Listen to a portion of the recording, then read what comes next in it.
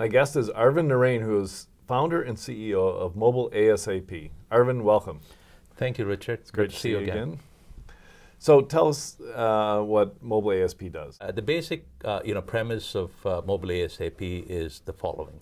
One, we think the world, or the mobile world, or the usage model is shifting from company-owned devices to bring your own devices. In other words, personal devices. Mm-hmm. Number two, because we are now dealing with a landscape where there are hundreds of thousands of public apps out there, and it happens to be your personal device, there's a certain bill of rights or sense of expectation that you will indeed be allowed to use many or most of those apps, subject to what I call reasonableness.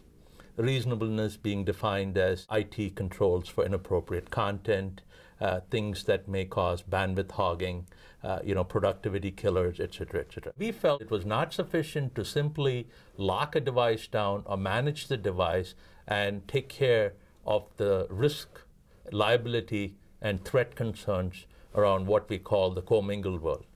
And MobileASaP essentially provides a platform which provides real-time threat prevention. There are really three parts to what we do. One is the software bits that sit on the device. Mm-hmm. Very simple, unintrusive, friendly. Part two is clearly the real-time inspection engine, which looks at the application traffic of the native application kind or the cloud-based. And the third part that is part of the platform is really the cloud-based platform. So it's basically whitelisting applications? You've got policies about what applications are acceptable? It goes beyond just blacklists and whitelists.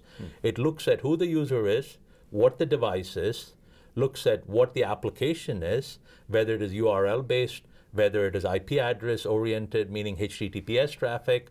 It looks at the access type, whether it's public Wi-Fi, GPRS, etc., and then uses that set of attributes or metadata to resolve access, go, no-go.